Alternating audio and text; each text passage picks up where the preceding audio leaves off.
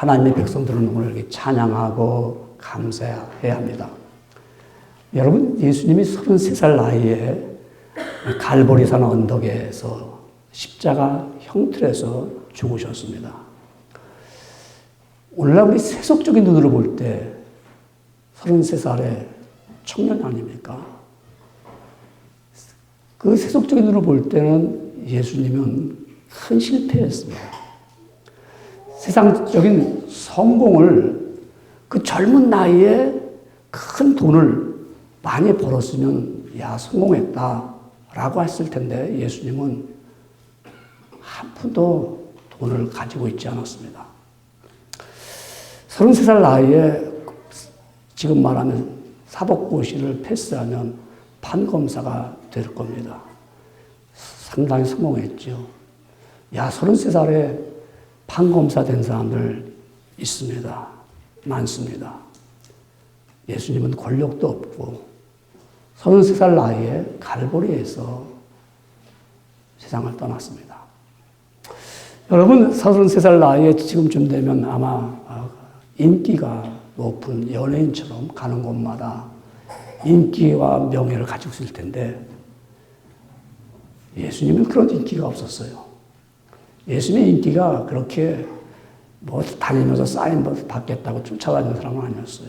그냥 그저 병든 자들 고쳐달라고 그러고 빵이나 얻어먹으려고 하는 거 다녔지 예수님을 좋아가지고 사진 갖다 붙여놓고 그 앞에서 하는 사람은 없었어요. 이런 예수님은 인간적인 눈을 볼 때 완전히 실패했습니다. 권력도 없지요. 인기도 없지요. 물질도 없습니다. 거기다가 예수님은 십자가에서 운명하셨어요. 죽으셨어요. 그런데 예수님 어디 들어갈 무덤조차도 없습니다. 젊은 33살 나이 될 사람이 뭐 무덤 준비했겠어요. 근데 마침 아리마대 요셉이라는 그 사람이 자기가 들어갈 무덤을 예수님을 시신을 자기 무덤에다가 안장했습니다.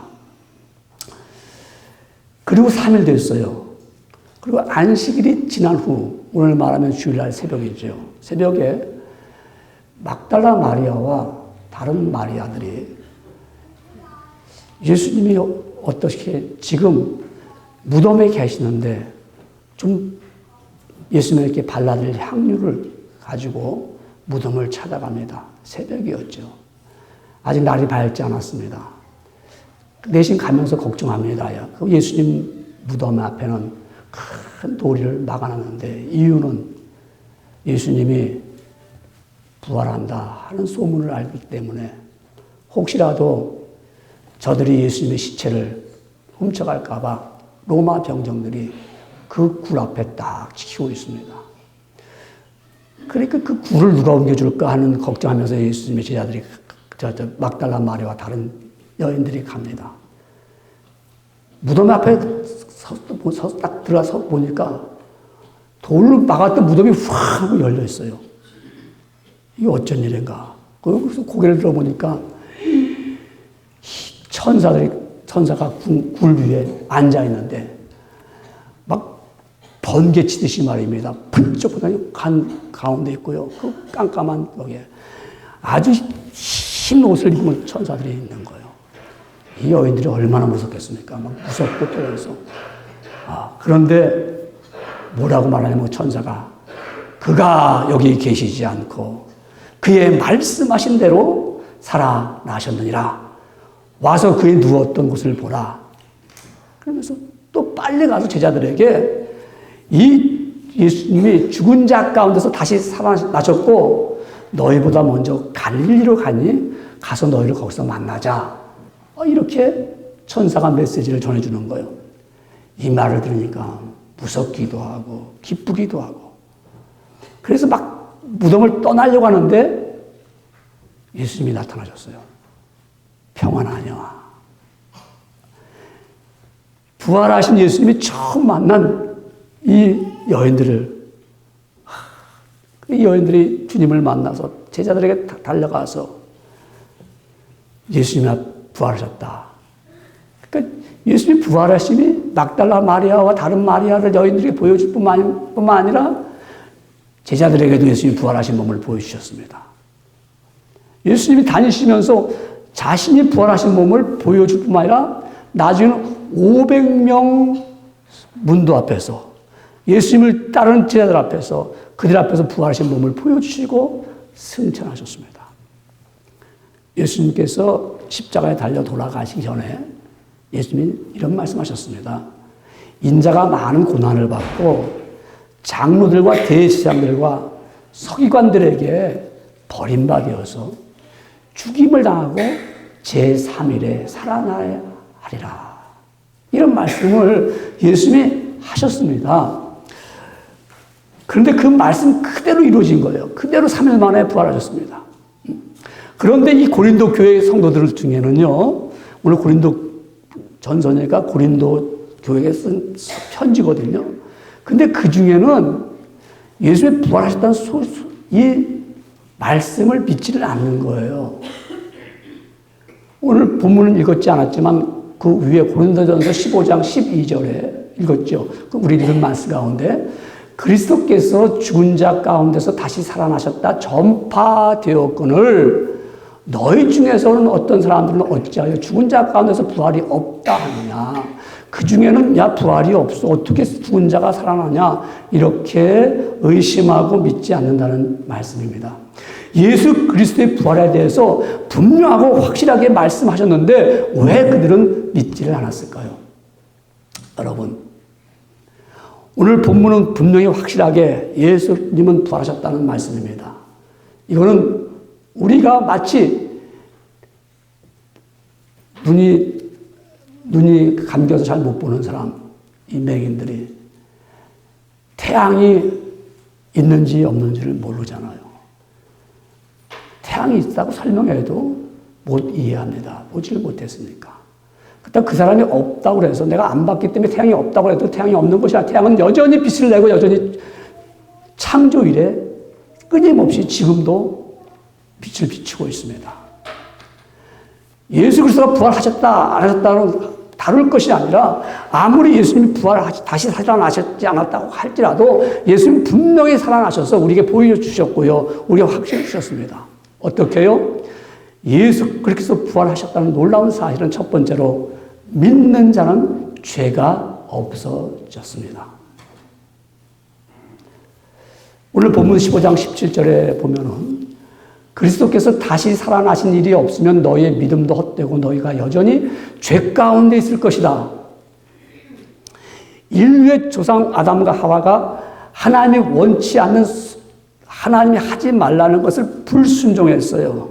디스오베이했어요. 순종하지 않았어요. 선악을 알게 하는 과일을 먹지 말라 했어요. 근데 그들은 하나님의 말씀을 불순종했어요. 질서를 깨는 겁니다. 그들은 불신앙을 가졌어요. 하나님이 먹는 날에 너희 정령 죽으리라 했는데 우리 먹어도 안 죽어.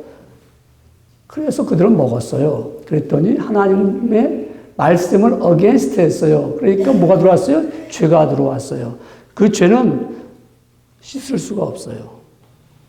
그 죄는 내가 아무리 수백 번 내가 씻으려고 해도 씻어지지가 않아요.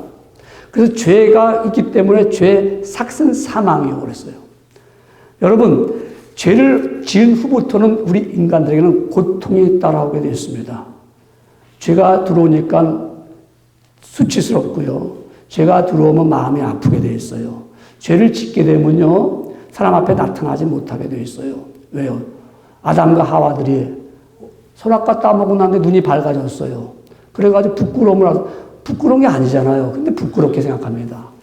죄가 들어오면, 죄를 지으면 부끄러워요. 죄를 지으면은, 그리고 아담이 하나님 만든 하와가 선악과를 따먹고 나한테 줬습니다. 그래서 전가시키는 거예요. 내가 죄인입니다. 내가 하나님 말씀 불순종했습니다. 이게 아니고 전가시키기를 원해요. 그러니까 그들은 이스라엘 백성들은 계속 죄를 전가하기를 좋아해요. 그래서 양들에게 자신의 죄를 전가하잖아요. 그래서 제물을 바치잖아요. 내가 죽을 거 전가하기 좋아합니다. 이 죄를 지으면 남에게 자꾸 excuse 해야 자꾸 남한테 넘겨주려고 핑계 대려고 하는 게 있어요. 그런데 뭐라고 그랬어요? 죽음이라고 했어요. 죽음. 죄의 삭은 죽음입니다. 여러분, 모든 영화를 누렸던 사람도 결국에는 죽어요. 죄 때문에. 죄가 있기 때문에 죽을 수밖에 없어요. 나는 영원히 살 것 같아도요, 사람들은 죄값으로 인해서 다 죽어요. 훌륭했던 사람도 그 사람이 어떻게 훌륭해졌어요? 그러니까, 이래서 훌륭해졌습니다. 근데 그 사람이 어떻게 살았어요? 그러더니 죽었어요. 그러더라고. 결국 다 죽는 거예요. 왜요? 죄 때문에요. 근데 이 죽음이라는 게 뭐예요? 이 죽음에 대해서 아주 우리 조직적인 신학적으로 말할 때, 거기 벌커프라는 교수가 이렇게 말했습니다. 죽음은 생명의 종결이다. 종결. 결론이야, 죽음은. 그리고 죽음이라는 것은 생명을 상실하는 것이다. 잃어버리는 거예요, 생명을. 근데 죽음이라는 것은 또한 우리가 신체적으로 영혼과 육신이 분리되는 것이다. 그렇게 말합니다. 또 이 죽음이라는 것은 결코 멸절, 없어지는 것이 아니다. 죽음이라는 것은 죄의 형벌이며 진노의 표현이다.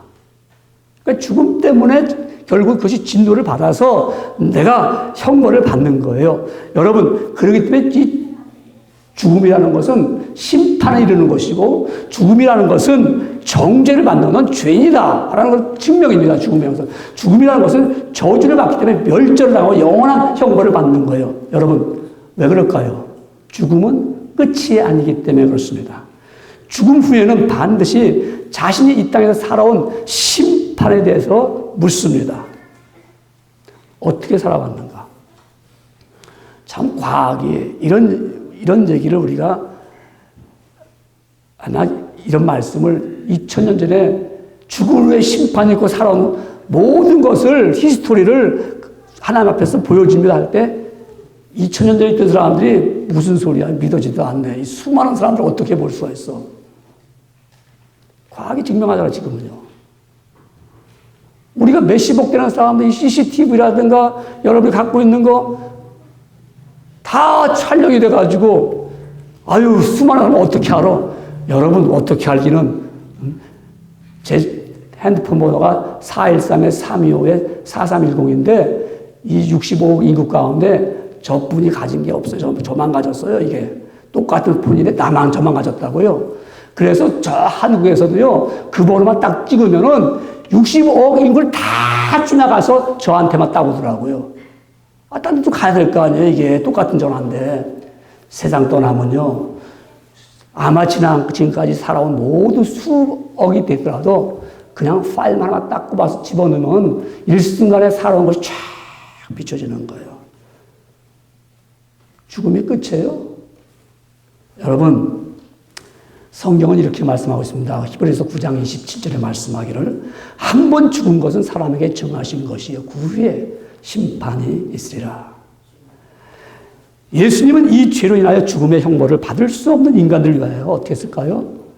이 형벌 받아야 돼요. 저주, 심판, 정죄 받아야 돼요. 그런데 예수님이 그들의 죄를 가지고 십자가에 달려 돌아가셨습니다. 주님이 내가 너희를 위해서 이 땅에 오셨다. 주님이 오신 목적은요, 살러 오신 게 아니에요. 여러분은 살러 왔죠? 우리는 이 땅에 왔을 때 살러 왔는데 예수님은 죽으러 오셨어요. 내가 죽어야 너희가 살기 때문에. 내가 죽어야 생명을 얻기 때문에 예수님은 죽으러 오셨다고요. 그래서 예수님이 죽으러 오셔가지고 십자가에 달려서 우리의 모든 죄를 짊어지고 죽었을 때 죽기 전에 30살 때 세례를 받으러 예수님이 오실 때 세례 요한이 예수님을 보면서 뭐라고 말씀했냐면요. 자기에게 오는 걸 보면서 보라 세상 죄를 지고 가는 하나님의 어린 양이로다 그랬어요. 예수님을 보면서 세상 죄를 지고 가는 하나님의 양이로다.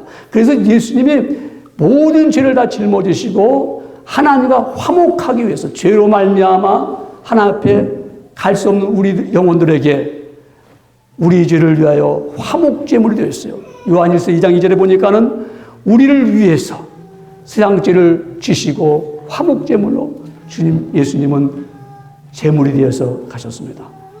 그래서 예수님이 죽으셨는데 죽으셨으면 끝났잖아요. 그렇죠? 예수님 죽으셨으면 이제는 끝나고 우리 죄는 여전히 남아있을 거 아닙니까? 아무리 주님이 세상 죄를 지고 가고 십자가에 달려 돌아가셔서 거기서 죽었어요. 장사 지냈어요. 그리고 거기서 썩어서 없었다면은 우리 죄는 여전히 남아있을 텐데 예수님은 부활하셨어요. 부활하셨어요. 그러니까 죄로 인하여 사람이 태어나서 한 번 죽는 것은 정한이 지어 자기가 죄로 말미암아 반드시 죽을 것인데 우리도 같이 예수님이 내 죄를 가지고 죽으셨어요.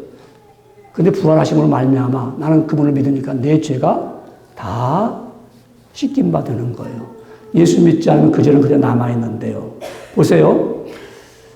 우리 영어로 부활을 갖다가 resurrection 하나, resurrection. 부활이다. 근데 부활과 같은 동의어를 쓰는 게 뭐냐면은 이 부활은 회복하는 거 아닙니까? 다시 회복되는 거지. 다시 돌아가는 거죠. 이걸 말하면 우리가 restoration이라고 합니다. restoration. 그러면 우리가 resurrection과 restoration은 같은 동의어입니다. 동의어예요.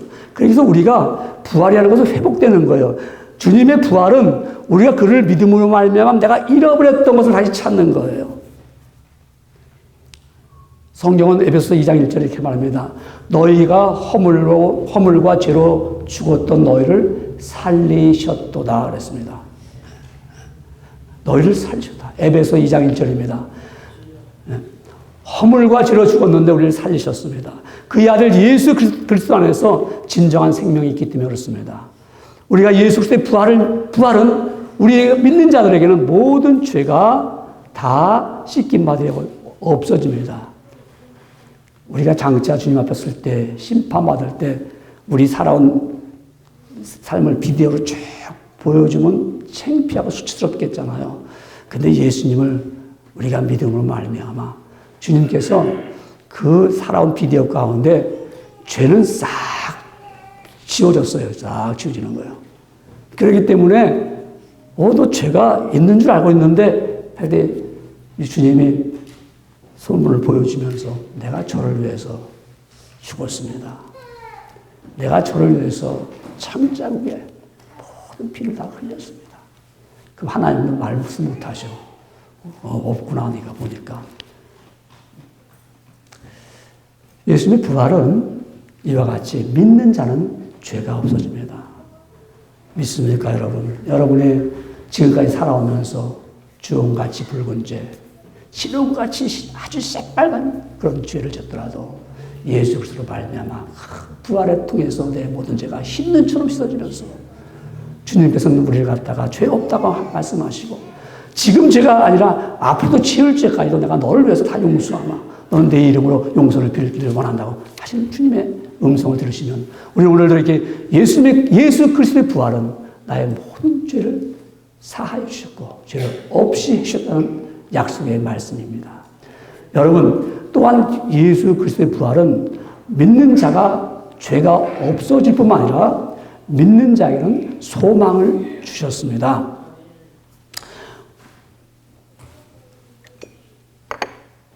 이렇게 고린도전서 15장 18절에 보면은 오늘 본문의 말씀입니다. 또한 그리스도 안에서 잠자는 자도 망하였으리라. 무슨 말씀이죠? 그리스도 안에서 잠자는 자도 망한다. 이 말씀은 너희가 예수 그리스도의 부활을 믿지 않는다면은 예수 믿는다고 하는 사람도 자면은 부활이 없으면 망했잖아요. 여러분 예수님 부활하시지 않았다 그러면 우리가 지금 이제 나와서 예배하는 여러분들 망한 거예요. 근데 예수님이 부활하셨다는 분명한 확신 때문에 우린 망한 것이 아니라 우린 소망이 있는 거예요. 소망이요. 이 막달라 마리아와 다른 마리아 여인들이 예수님을 무덤에 갔는데요. 무덤이 열렸어요. 열려 있는 거예요. 들어가 보니까 시체가 없어요. 시신이 없어. 이 여인들이 야 누가 이거 훔쳐갔구나. 누가 훔쳐갔구나. 그런 마음을 가졌다고 요한복음에 나오는 말씀입니다. 요한복음 20장 11절은 그들이 예수님의 시신이 없어진 걸 보면서 잃어버린 예수님 때문에 웁니다. 울어요. 거기서요. 성경은. 여러분 예수님의 부활이 없다면 믿는 자, 부활이 없다면 여러분, 우리 죽음은, 예수님의 죽음은 한 개인의 죽음입니다. 그런데 예수님은 부활하셨기 때문에 우리가 망하는 게 아니에요. 우린 소망을 주시는 거예요. 우리 고린도후서 5장 14절에 보면 그리스도의 사랑이 우리를 강권하시는도다. 우리가 생각하건대 한 사람이 모든 사람을 대신하여 죽었은즉, 예수님 말씀하죠. 모든 사람은 죽은 것이라. 그러나 한 사람이 또한 부활하심으로 말미암아 우리 모든 사람이 부활하심이라고 말씀하고 있습니다. 한 알의 밀알이 땅에 떨어져 썩어버릴 때는 그 한 알 아무것도 아닌 것 같은데요. 그 한 알이 심었던 것이 봄이 되면서 싹이 튀어 올라오면서 그 한 알의 밀알이 수십 개의 막 밀알을 만들어냅니다. 그야말로 움이 터지고 그야말로 거기서 막 그야말로 맺혀집니다. 이와 같이 예수 그리스도가 죽은 자 같았는데 그가 부활하심으로 말미암아 수많은 영혼들이 그야말로 생명을 얻는 놀라운 사건을 보게 됩니다. 여러분, 예수님은 이와 같이 우리를 죽은 자 가운데서 우리에게 생명을 주십니다. 그래서 고린도전서 15장 21절에 말씀하기를 사망이 한 사람으로 말미암았으나 죽은 자의 부활도 한 사람으로 말미암는도다. 여러분, 예수님이 십자가에 달려 돌아가시기 전에 말입니다. 공생할 때 물고기 2마리 가지고 보리떡 5개로 5,000명 먹었으니까 놀라운 역사죠. 놀라운 사건이죠. 수많은 병자를 고쳤습니다. 그리고 주님께서는 그렇게 하시고서는 죽을 때는 일반 사람들처럼 생명은 똑같이 끌어졌습니다. 그러니까 예수님의 제자들이 절망합니다. 예수님이 죽지 말고 계속 높은 자리에 올라가고 임금이 되고 왕이 되고 수많은 사람들의 민생을 해결해 줘야 될 텐데 죽었으니까 제자들이 절망합니다. 이럴 수가 있을까? 이럴 수가 있을까? 우리가 예수님을 따라 다닐 때는 우리에게는 그대 소망이 있는데 예수님 죽으셨다가 절망하는 거예요. 여러분, 우리 예수님에 대해서 우리가 부활을 믿지 못한다면 우리 계속 절망할 수밖에 없어요. 우리 왜 절망합니까? 절망하는 이유는 내가 잃어버렸기 때문에 절망하는 거예요. 여러분이 가진 것을 잃어버리면 절망합니다. 내가 전에는 풍족했는데, 전에는 좀 여유가 있었는데 지금은 풍족하지 못해요. 그러면 절망합니다. 전에는 내가 정말 가진 것이 있어가지고 여유가 있었는데 지금은 내가 빈손입니다. 절망합니다.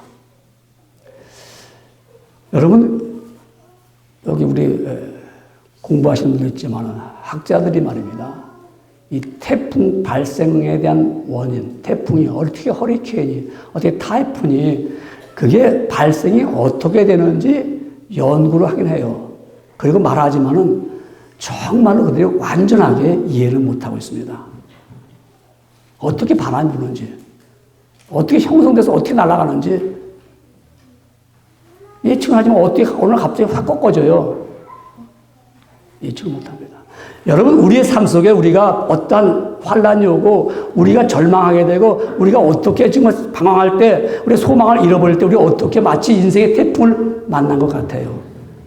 그럴 때도 예수님의 부활을 믿는다면 우리는 소망을 가질 수가 있어요. 그런데 우리가 예수님을 부활을 믿지 못하면 우리는 절망 가운데 빠질 수밖에 없어요. 내가 아무리 어렵고 잃어버렸더라도 여러분, 잃어버리면 절망하지요. 또 우리가 필요한데 안 해주면 우리는 절망해요. 내가 필요한 게 있는데 내가 이게 필요한데 그게 공급이 안 되면 나는 절망할 수밖에 없어요. 건강을 공급받아야 되는데 건강을 공급받지 못하면 절망하잖아요. 여러분이 돈이 필요한 돈이 채우지 않으면 절망하잖아요.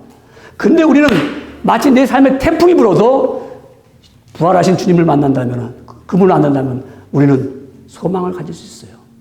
그래서 우리는 이 몸의 소망 무해인가 우리 주 예수뿐이었어요. 왜? 그분은 죽음에서 살아나셨어요. 여러분, 아무리 많은 권세와 권력과 모든 걸 가지고 있어도 죽으면 끝이 나오잖아요. 반드시 심판이 있잖아요. 근데 그 죽음을 뛰어넘은 분 예수님께서 있는데, 부활하신 주님을 믿는데 우리도 같이 부활할 텐데, 내가 지금 절망 가운데 있더라도 부활하신 주님을 믿으면요 우리 소망이 있는 거예요. 그렇기 때문에 고린도후서 4장 12절은 그런즉 사망은 우리 안에서 역사하시고 생명은 너희 안에서 하느니라. 부활의 생명은 우리 안에서 역사합니다. 내가 그 부활의 생명을 믿지 못하면 사망은 내 안에서 있는 거예요. 내가. 그래서 우리는 산 소망이 있다 이 말입니다. 예수 그리스도의 부활을 믿을 텐데 우리는 그분의 부활하신 그분을 믿으면서 나갈 때는 절망의 문이 닫혀버려요. 절망했을 때도 나는 소망의 문이 열린 것을 봅니다. 잃어버리기 때문에 절망하십니까? 필요한 게 없기 때문에 절망하십니까? 아니에요. 주님은 우리에게 소망을 주셨어요. 필요가 없는 거 주님께서는 아시고 있습니다. 필요가 있는 것도 아십니다. 여러분, 제자들이 예수님 십자가에 달려 돌아가시는 그 다음에 뿔뿔이 흩어져가지고요. 다시 모였어요, 이제는. 모여가지고, 야, 예수님 부활하셨다는데, 이게 좀 신랑 가나, 막 이러면서 이제 모였어요. 모였는데, 성경은 이렇게 말합니다. 저들이 그날 오늘같이 부활한 날 아침에 모였다가 이제 저녁 때가 됐어요. 저녁 때가 됐는데, 문을 다 걸어 잠궜어요. 왜? 지금 예수님 부활하셨다는 소문이 예루살렘에 쫙 퍼지잖아요. 제일 먼저 깨달은 사람이 로마 병정들이 주님 부활하신 걸 봤잖아요. 지키다가. 그러니까 이들이 걸음만 날 살려라고 막 그냥 도망간 거예요. 얼마나 무섭겠습니까? 천사가 번쩍번쩍하죠. 신은 났죠. 돌문이 큰 돌문이 열렸죠. 뛰어가가지고 제사장들에게 얘기합니다. 부활했습니다. 그럼. 제사장들이 걱정되잖아요. 제사장들이 이거 큰일 났어요. 이게 사실을 해야 되니까. 그래서 불러들여가 보초 쓴 사람들 불러들여갖고 돈을 주면서 매수합니다. 야, 부활한다고 하지 마라. 훔쳐갔다고 그래. 그렇게 말했는데 참 우리 모든 사람은 본 거는 거짓말 시킬 수가 없어요. 내가 체험한 거를 내가 포장할 수가 없어요. 그래서 체험한 것을 거짓말 시켰어요. 근데 며칠 지나면 자신이 모르는지 체험을 했기 때문에 체험한 걸 얘기하고 싶은데 아무리 포장해봐야 포장한 것을 잃어버리기 때문에 나중에는 솔직하게 나오게 돼 있어요. 이분들이 뭐라니, 이 로마 병정들이 도움 받았다까지 얘기합니다. 그분 부활하셨는데 제사장들이 우리 돈 줘갖고 우리 예수님 부활하지 못했다고 하라고 했다고. 그 말까지가 지금도 전해져 내렸어요. 제 말이 아니고 성경 말씀이에요. 읽어보신 분은 알 거예요. 제자들이 무서워서 문이 딱 걸어잠고 있었어요. 근데 주님이 오셨어요. 부활하신 몸은 공간을 초월하잖아요. 오시면서 하시는 말씀이 평안하냐. 내가 너에게 바란다. 평강할지어다. 인사하시면 평안하다. 예수님이 부활하신 주님이 오시면 우리에게 말씀해요. 야, 평안할지어다. 평안해. 너 두렵지? 너 신앙생활 하면서 어렵지? 너 잃어버린 거 많지? 필요한 거 많지?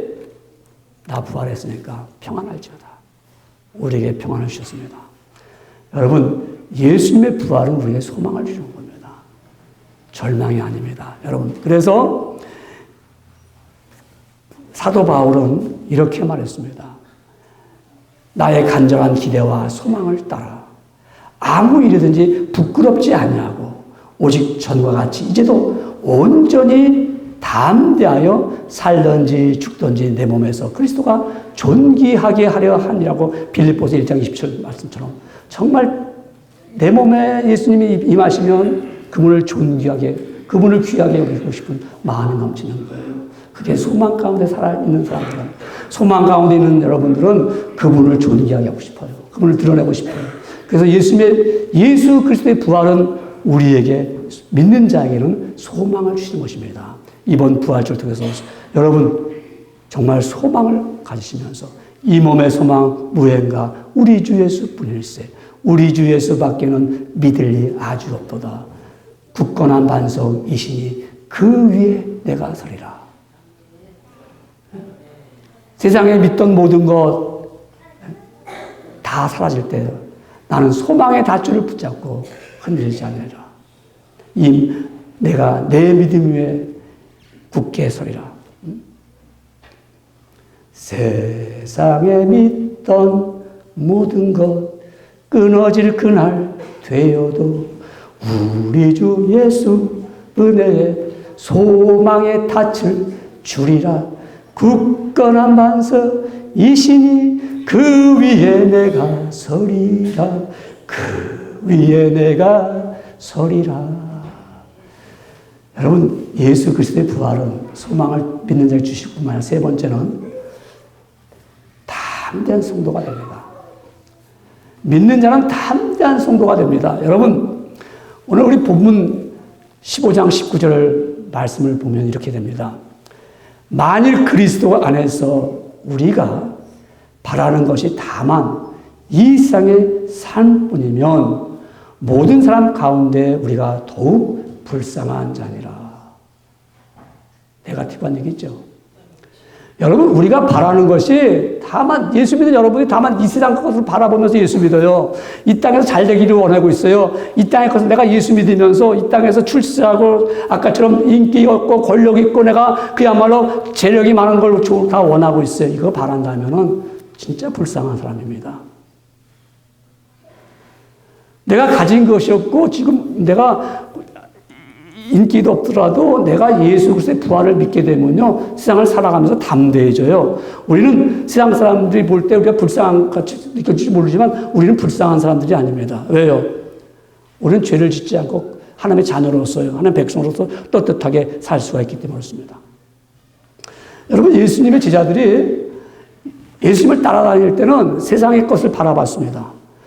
예수님이 십자가에 달려 돌아가신다고 그렇게 말씀했는데도 그 야고보 요한의 어머니는 와가지고 지금 방금 내가 예루살렘에 들어가서 십자가에 달려 죽는다 했는데도 예수님이 예루살렘에 들어가시면 우리 아들 하나는 좌편에 하나는 우편에 앉혀주세요. 인사청탁을 합니다.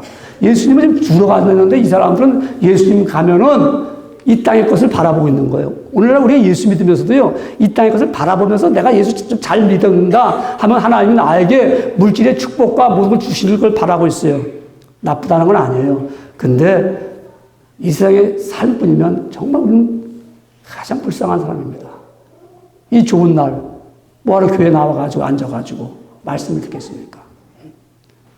뭐하러 이렇게 정말 이 세상의 것을 삶뿐이면 삶의 목적이 있다면 우리는 정말 낙심할 수밖에 없습니다. 그런데 예수 믿는 사람들에게는요, 우리가 부활의 확신을 믿는다면, 주님께서 제자들에게 부활의 확신을 보여주셨잖아요. 내가 이렇게 부활했다. 그러고서 뭐라고 그랬냐면 예수님이 마가복음 16장 17절에 이렇게 말합니다. 믿는 자들에게는 이런 표적이 따르리니 곧 저희가 내 이름으로 귀신을 쫓아내며 새 방언을 말하며 뱀을 집으며 무슨 독을 마실지라도 해를 받지 아니하며 병든 자에게 손을 얹은즉 나음을 얻으리라.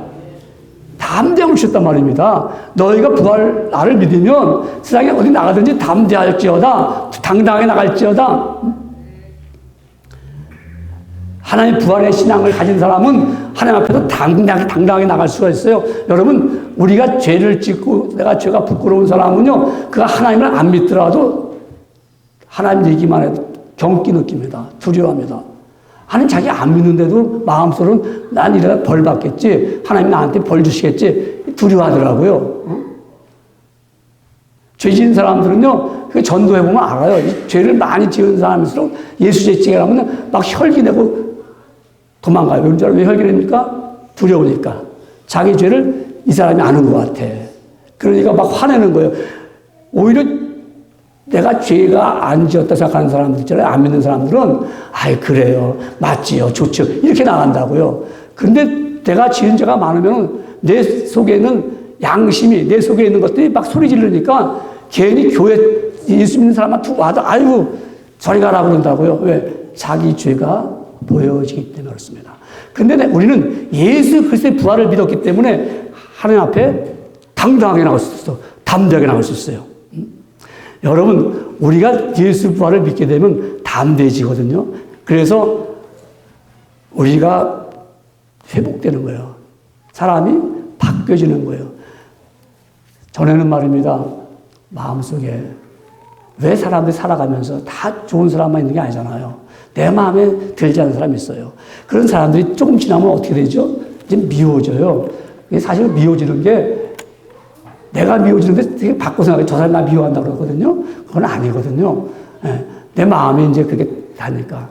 그러면, 내가 이러지 말아야 되는데, 그러면서도 용기가 없어요. 그렇게 하지를 못해요. 내가 그렇게 좀 사랑을 베풀어야 되는데, 내가 우리 형제들한테 사랑을 좀 베풀어야 되는데, 내가 남편한테도 내가 좀 해야 되는데, 아내한테도 내가 좀 이렇게 좀 사랑을 베풀어야 되는데, 하는데 안 돼요. 왜요? 용기가 없어요. 담대하지 못해요. 그래서 조금만 하면 더 오히려 자기 마음이 상합니다. 근데 예수 그리스도의 부활을 내가 믿으면 담대해져요. 하고 싶어져요. 왜? 예수님이 십자가에 달려 돌아가시고 나서 했을 때 부활한 후에 예수님이 찾아간 곳이 어디예요? 빌라도? 야, 너 나 죽였지? 빌라도 가갖고 말입니다. 너 재판을 그렇게 할 수가 있어? 안 찾아갔어요, 예수님. 예수님 대제사장 찾아가고 제사장에서 찾아서 너희가 이렇게 나를 갖다가 할 수가 있어? 안 하셨어요. 예수님이 예루살렘 백성들에게 너희들 한때는 나를 환영하며 웰컴하더니 이제 와서 나보고 비틀어에 나를 갖다 버려? 우리 같으면 그럴 수 있잖아요. 어떤 사람이 막 죽어가고 있어요. 그러니까 사람들이 와서 넌 잘 죽었다. 근데 죽고 빠하니까 이제 너는 그렇게 날 속삭이더니 아유 속으로는 아유 안 됐습니다. 겉으로 아유 안 됐는데 속으로는 넌 잘 죽었어. 뭐 잘 죽게 된. 근데 그래서 살아났어. 치료 잘 받아가지고 살아났어. 이 사람이 어떻게 할까? 자기를 조롱하고 미워했던 사람 찾아가겠죠. 너 내가 죽을 줄 알았지? 나 살아왔어. 뭐. 예수님은 정말 살았을 때 예수님이 찾아간 것은 그들을 찾아가지 않았어요. 왜? 그들보다 더 배신자가 있었어. 제자들. 한 사람도 자기를 변호한 사람이 없어. 자기 옆에서 그렇게 3년 동안 그냥 충성하고 따르는 것들이 하루아침에 물방울 튀기듯이 다 튀었어요. 섭섭하겠지. 주님은 찾아갑니다. 무슨 면목으로 제자를 보겠어요. 근데 예수님이 너희를 평안할지어다. 두렵지. 난 나만 만나면 무섭지. 두렵지. 아니야, 평안해. 내가 너를 사랑해서 왔어. 너희도 이렇게 사랑해봐. 너희도 제사장들, 빌라도 다 한 사람 사랑해봐. 주님 찾아왔어요. 그러니까 예수의 부활을 우리가 믿으면 담대해지는 거예요. 내가 사랑하지 못했던 사람이 사랑하게 되는 거예요. 내가 이해하지 못해서 이해하게 되는 거예요. 내가 나만 알았던 사람이 남을 이해하고 덮어주고 받아들이게 되는 거예요. 이게 바로 예수님의 부활에서 나타난 놀라운 사건이죠. 이웃과 이웃에 대해서 사랑을 베푸는 거예요.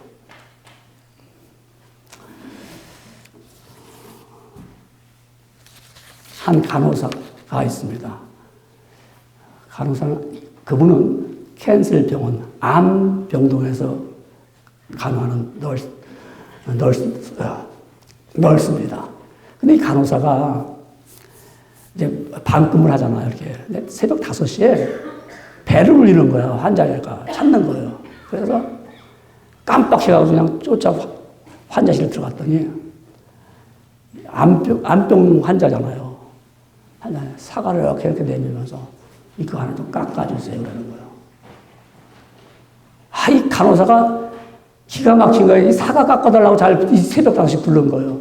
그 고기를 옆에 보니까 부인은 옆에 침대에서 자고 있는 거예요, 그거. 이게 올라오는 거야. 아니, 자기 부인으로 깎아달라지, 이 새벽에 나를 깨고. 그래서, 저기 부인 깎아야 되잖아요. 그냥. 아니요. 좀 깎아주세요. 그러는 거야. 더 이상 신랑이 아니면 소란스럽고 못 갈 것 같아갖고 이를 악물고서 깎는 거야. 여기 있어요. 딱 주니까 이쁘게 잘라주세요. 그러는 거야. 그냥 반토막을 딱 잘라고 여기 있어요. 아니요. 그렇게 말고요. 먹기 좋게 잘라주세요. 그냥 막 옆까지 올라오는 걸 꾹 차보면서 깎아줘서 접시에 놓고 펜하고 나와버렸어요.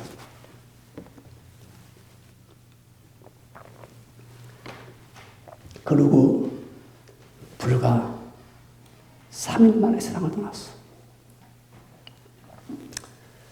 장례를 이제 치렀겠죠. 치르고 나는데 그 아내가 찾아왔어. 고맙다고 하면서. 아내가 간호사를 딱 서로 붙잡으면서 간호사님 고맙습니다. 우리 남편이 3일 전에 사과를 깎아달라고 했을 때 제가 옆에 있었습니다. 제가 자고 있는 것이 아니라 간호사님이 제 남편의 요구를 들어주시고 사과를 깎아주셔서 고맙습니다. 제 남편은 제가 사과를 좋아한다는 것을 평소부터 알고 있습니다. 내가 사과를 잘 먹거든요. 내가 좋아하거든요. 남편은 마지막 선물로 자기가 사과를 나한테 선물하고 싶어서 그 사과를 간호사님한테 부탁을 해서 깎아달라고 한 것입니다. 나는 그 얘기를 다 듣고 있었습니다. 우리 남편이 마지막 선물로 나한테 사과를 깎아서 아침에 일어났을 때 나한테 사과를 주면서 여보, 좋아하는 사과야. 나의 선물이야. 나는 거기에 그 사과를 씹으면서 눈물을 씹었습니다. 여러분, 우리 사람은요, 상대편을 이해하지 못하고 화를 낼 때가 있습니다. 그를 받아들이지 못하고 우리는 화를 낼 때가 있습니다. 그 간호사가 양심의 가책을 느끼면서 눈물을 막 흘리니까 아니에요. 마지막 선물을 당신의 손으로서 내가 받았습니다. 사랑하는 성도 여러분들, 우리는 내 입장에서 쓸 때마다 난 늘 내가 판단합니다. 그래서 우리는 사랑하지 못하는 거예요.